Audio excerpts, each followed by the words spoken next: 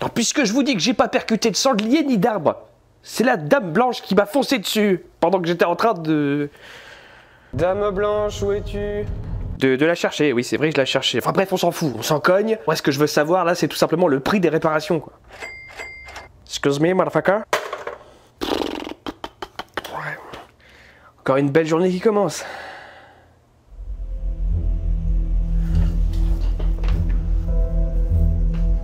Bah voilà les poussières du grenier qui se mettent à faire une pétanque. Oh, cette journée, cette journée.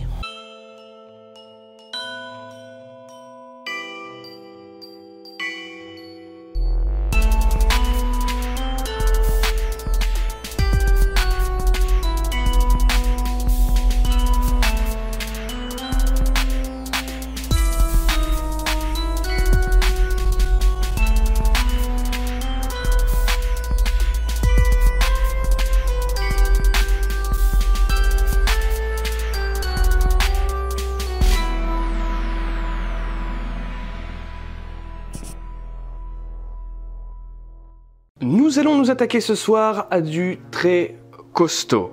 Dans le paranormal tout entier, c'est l'une des théories les plus solides. Avez-vous dans votre vie déjà pris une photo ou une vidéo?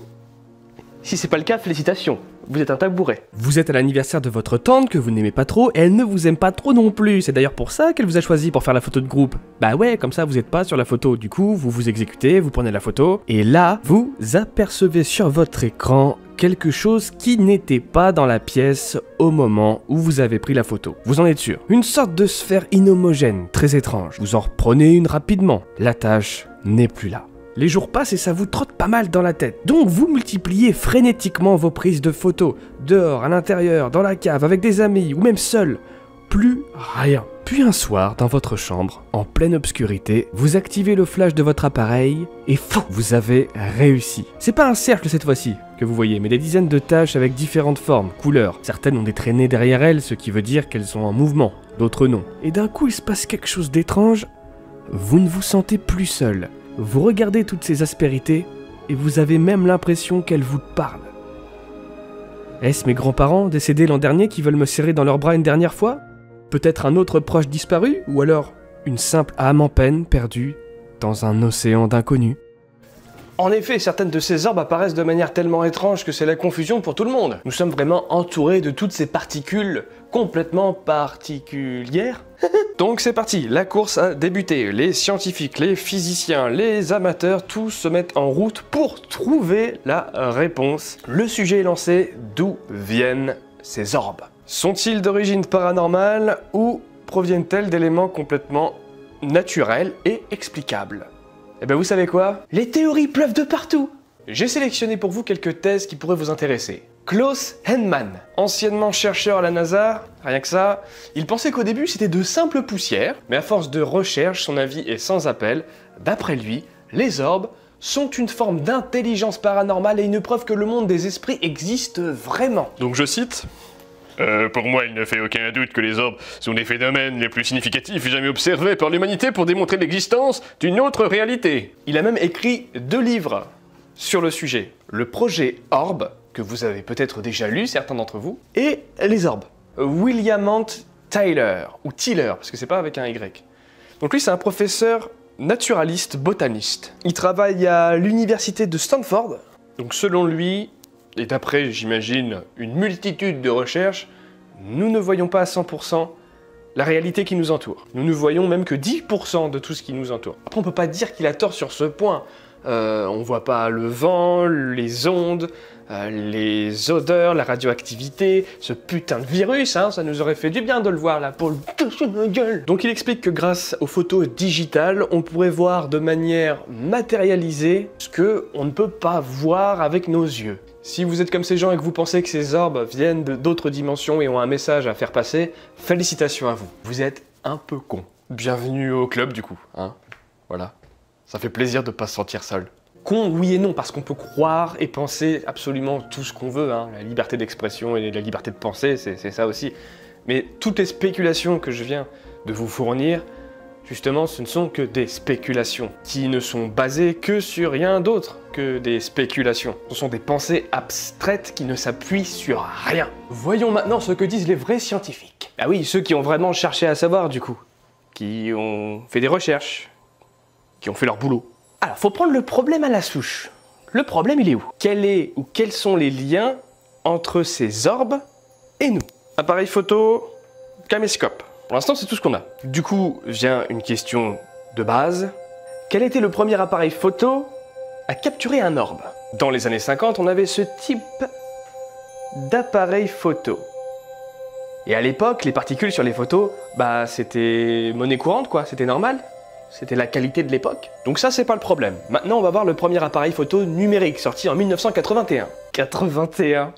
Mais c'est génial ce numéro. 81 évidemment. Avec une énorme expansion dans les années 90 pour que en 2010, on ait tous un petit appareil quelque part dans notre poche. En plus, il était tout petit, enfin, c'est génial quoi. Donc, mais après voilà, c'est de là tout est parti. En 2000, 2010, tout le monde avait son appareil, tout le monde prenait des photos. Et on a commencé à cette période-là à percevoir de plus en plus de particules, d'orbes, de trucs chelous qu'on n'arrive pas à expliquer. Tous. Ah, je viens de voir une poussière passer. Bon, ben voilà. Elle vient de me faire un fuck par contre, ça c'est pas normal. Ce qui multiplia tout logiquement l'apparition des orbes. Tout simplement.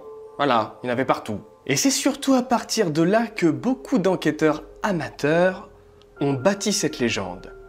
Enfin, ont contribué à cela. Donc certains par inexpérience totale, d'autres pour se jouer du public et du coup d'apporter gloire et argent sur toute leur maisonnée. Et même d'ailleurs en 2020, il y en a qui persistent et qui signent, hein, et ça marche, que voulez-vous. Non mais sérieusement, même les manuels de vos appareils en parlent les mecs. À un moment donné, qu'est-ce que je peux faire de plus? Le manuel du Sony DS-H50 qui explique que l'apparition des orbes est due à deux phénomènes. La réflexion multiple du flash suivie de sa diffraction par les petits objets en suspension devant la lentille. Voilà, si j'avais voulu vous la foutre à l'envers, par exemple, lors de ma dernière enquête paranormale, ben, je vous aurais fait croire que tout le long de la soirée, j'étais poursuivi par une espèce d'orbe spectrale qui me voulait du mal ou j'en sais rien, alors que c'était tout simplement ce qu'on appelle une flaire qui provenait de la lumière que j'avais sur la tête. En traversant mon objectif, ça donnait ce type d'anomalie visuelle, quoi. En vision nocturne, par exemple, la lumière infrarouge mettra en valeur des choses que la lumière simple du jour nous cachera, comme certains insectes, poussières, poils, fils, toiles d'araignée. La liste peut être très longue. Sur les babycams, les webcams, donc c'est vraiment des caméras qui ont un très faible taux d'images par seconde. Et du coup, on voit la traînée se faire derrière l'orbe en question, l'insecte, le poil. Ça ne sera pas une traînée, ça sera l'image de votre webcam qui va tout simplement ne pas suivre le mouvement de l'insecte ou autre chose. Donc en vrai, tout ça pour dire qu'il est quasiment impossible de pointer du doigt un orbe et de dire « tu es inexplicable, tu viens d'un autre monde ». C'est impossible. Il y a trop de variables, il y a trop de possibilités différentes, il y a trop d'explications possibles pour pouvoir pointer du doigt ce genre de choses. Là, il faut vraiment remercier les enquêteurs du début des années 2000-2010 voilà, d'en avoir fait une sorte de fantasme. Je suis même tombé dans le panneau, moi, au début. J'y croyais dur comme fer. Mais il n'y a pas si longtemps encore, l'année dernière, j'en ai même fait une vidéo. Je me dis, tiens, mais c'est bizarre quand même, ça. Cette espèce de truc qui fait des montagnes russes, c'est inexplicable. Non, c'est explicable. Et encore une fois, comme je le dis à chaque fois, ça ne veut pas dire que j'y crois pas. Je dis que c'est trop complexe, c'est mélangé dans un nuage. C'est comme essayer de trouver le dixième d'une aiguille dans une mer de foin. Tu vois. Donc voilà, faut savoir garder la tête sur les épaules. Bien évidemment, ceux qui veulent y croire, je respecte ceux qui veulent y croire. C'est attrayant, ça fait du bien, puis c'est gratuit en plus, donc pourquoi se priver? Après, ceux qui veulent garder la tête sur les épaules, vous êtes sur la bonne chaîne. La bonne chaîne YouYout. Bravo à vous d'ailleurs.